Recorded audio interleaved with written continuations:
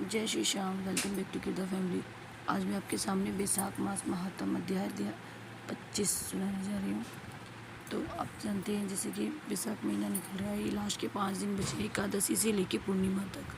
हमें जो लोग पूरे महीने स्नान नहीं कर पाते, तो इन अंतिम 5 दिनों में स्नान करने से पूर्ण फल मिलता है हमें पूरे महीने में स्नान करने का, बैसाख मास के। तो जो लोग किसी भी कारणवश नहीं कर पाए तो लास्ट के अंतिम के जो 5 दिन होते हैं एकादशी से पूर्णिमा तक जरूर करना चाहिए। नहीं कर सके तो लास्ट की 3 तिथियाँ होती है, जो त्रयोदशी, चौदस और पूर्णिमा। इन 3 दिनों में ये तिथियाँ बहुत मान्यताई गई हैं। इन तिथियों में हमें श्री हरि का अभिषेक करना चाहिए और हमें ब्रह्म मुहूर्त में उठ के स्नान जरूर करना चाहिए गंगा जल डाल के। तो इस तरह से लास्ट के 3 दिन जो बचे हैं, 5 दिन, तो हमें उन्हें मिस नहीं करना है। तो इसमें हमें ये स्नान और ये दान ये जरूर करना, और जितना भी हो सकता है हमें चैंटिंग वगैरह करनी है। तो इस तरह से गणेश जी का जयकारा लगाते हैं, श्री गणेशाय नमः, गुरुदेव को नमन करते हैं। तो कथा इस प्रकार है। श्री सूत जी कहने लगे कि हे राजन, बैसाख के शुक्ल पक्ष में जो अंतिम 3 तिथियाँ त्रयोदशी से पूर्णिमा तक हैं, वे बड़ी पवित्र और शुभ कारक हैं। उनका नाम पुष्करणी है। वे सब पापों से क्षय करने वाली है जो संपूर्ण बैसाख मास में स्नान करने में असमर्थ हैं। वे यदि इन 3 तिथियों में भी स्नान करें तो बैसाख मास का पूरा फल पा लेते हैं। संपूर्ण देवता त्रयोदशी के दिन इकट्ठे होकर जीवों को पवित्र करते हैं, और पूर्व काल में बैसाख मास की एकादशी तिथि को शुभ अमृत प्रकट हुआ। द्वादशी तिथि को भगवान विष्णु ने उसकी रक्षा की थी, और त्रयोदशी तिथि को श्री हरि भगवान ने देवताओं को सुधापान कराया। चतुर्थी तिथि को भगवान ने देव विरोधी दैत्यों का संहार किया, और पूर्णिमा के दिन समस्त देवताओं को उनका साम्राज्य प्राप्त हो गया। इसलिए देवताओं ने संतुष्ट होकर इन 3 तिथियों को वर दिया था कि बैसाख मास की ये 3 तिथियाँ शुभ तिथियाँ हैं, मनुष्य के पापों को नाश करने वाली है तथा उन्हें पुत्र पुत्र आदि फल देने वाली हो।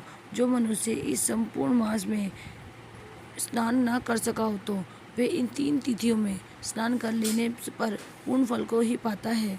बैसाख मास में लौकिक कामनाओं का नियमन करने पर मनुष्य निश्चय ही भगवान विष्णु का सायुज्य प्राप्त कर लेता है। महीने भर पर नियम निभाने में असमर्थ मानव यदि उक्त 3 तिथियों में दिन कामनाओं का संयम कर सके तो उतने से ही पूर्ण फल को पा सकता है, भगवान विष्णु के धामों में आनंद का अनुभव कर सकता है। इस प्रकार वर देकर देवता अपने धाम को चले गए। अतः पुष्करणी नाम से प्रसिद्ध अंतिम 3 तिथियाँ पुण्यदायिनी, समस्त पाप राशि का नाश करने वाली तथा पुत्र पौत्र को बढ़ाने वाली है। जो मनुष्य इन 3 तिथियों में भी स्नान दान आदि नहीं करते वे चांडाल योनि पाते हैं, फिर वो रोव नरक में जाते हैं। जो लोग नहीं नहाते इन 3 तिथियों में, जो इन 3 तिथियों में गर्म जल से नहाते हैं, स्नान करते हैं, वे 14 मवंतर तक रौरव नरक में निवास करते हैं। पितरों और देवताओं के लिए जो दही और अन्न दान नहीं करते वे पिशाच की योनि प्रलय काल तक भोगते हैं। और जो वैशाख मास में नियम पूर्वक कर्तव्य कर्मों में लगे रहते हैं वे विष्णु भगवान की सायुज्य मुक्ति को प्राप्त होते हैं। इसमें संदेह नहीं है। वो बैसाख के पूरे महीने में नियम पूर्वक ना रहकर केवल इन 3 तिथियों में शास्त्र विहित कर्म करते हैं, वे पूर्ण फल पाकर विष्णु लोक में निवास करते हैं।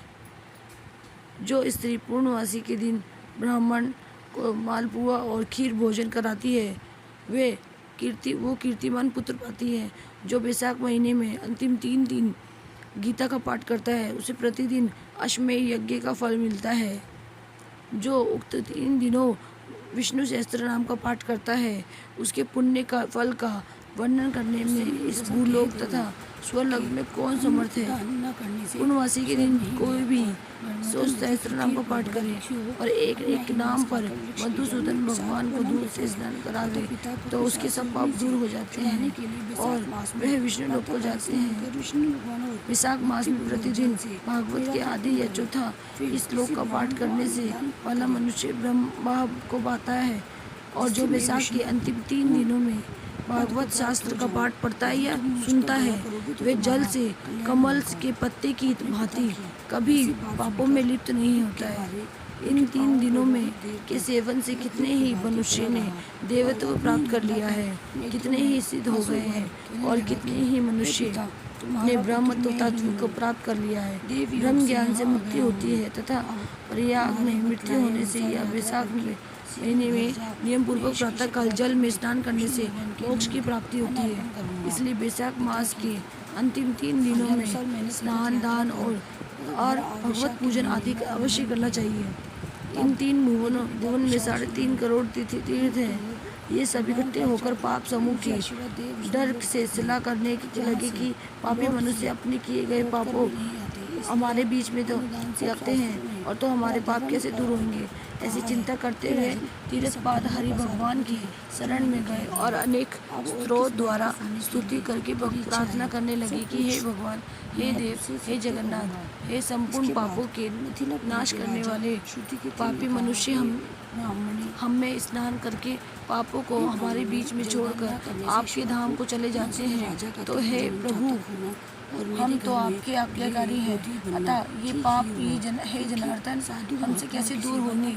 हे प्रभु, हम आपके चरणों में शरण में इच्छुक हैं, कोई उपाय हमारे सामने कहिए। जब तीर्थों में ऐसी प्रार्थना की तब भूत भावन भगवान हंसते हुए मेघ जैसी गंभीर वाणी से बोले कि वैशाख के महीने में मेघ की संक्रांति में शुक्ल पक्ष में जो भी अंतिम के 3 दिन में वे 3 दिन सर्व तीर्थ में पुण्य रूप हैं और मेरे प्राण प्यारे हैं। इनमें सूर्य उदय से पहले जो भी स्नान कर जल से बाहर आ जाए, जिसमें सब प्रकार के पाप छूट पुण्य रूप और निर्मल हो। इन 3 दिवसों के बीच जो कोई भी स्नान नहीं करते, उन मनुष्य में ही पाप स्थित रहते हैं। जो पाप तुम्हारे बीच में उनमें निकल कर इकट्ठे हुए हैं, मनुष्य इस प्रकार तुम्हारे बीच में पाप छोड़ गए हैं, वे उनमें रहते हैं।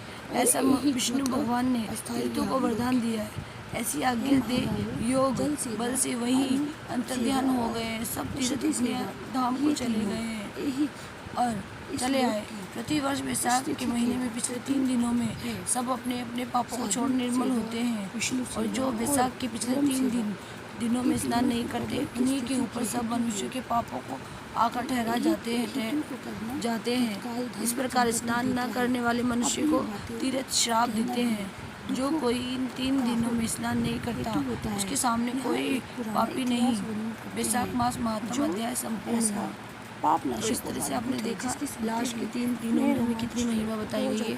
कुछ भी हो जाए, ये अपॉर्चुनिटी छोड़नी नहीं है। लास्ट के 3 दिन या 5 दिन हमें स्नान जरूर करना होता है, तो जरूर से जरूर स्नान कीजिए ब्रह्म मुहूर्त में उठ के और फिर उसके बाद सूर्य देव का वेट कीजिए। जैसे सूर्य देव की पहले की नहीं पड़ती है, तो हमें जल का लोटा लेके जाना है तांबे का, तो उसे हमें जल अर्पण करना है सूर्य देव को और ठाकुर जी को तुलसी अर्पण करनी है। ठाकुर जी का अभिषेक करना है हमें शहद से और दूध से। तो ये काम तो हमें जरूर करना और दान करना है। आपको जो भी आपके सामर्थ्य के अनुसार निकाल सकते हैं, इस तरह से हमें किसी भी गरीब को दान देंगे। और इन 3 दिनों में जो भी वैशाख महीना है जो बच्चा है, उसमें हमें कुछ ना कुछ तो निकालना चाहिए। और हो सके तो ये 3 दिनों में लास्ट अंतिम 5 दिनों में हमें स्नान आदि करना है ऐसा विचार कर ब्रह्म मुहूर्त में उठ के। इससे क्या होता है, हमारे बुद्धि और बल और ये जो ज्ञान है इसमें वृद्धि होती है और धन में भी वृद्धि होती है। घर में सुख शांति मनोकामना पूर्ण होती है।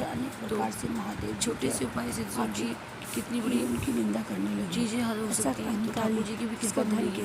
तो इसी तरह से ठाकुर जी की कृपा ही जो आपके ऊपर जो आप ये सुन रहे हैं और मैं सुना रही हूँ। तो हरे कृष्णा कृष्ण कृष्ण हरे हरे, हरे राम राम राम, हरे हरे। जय श्री राम।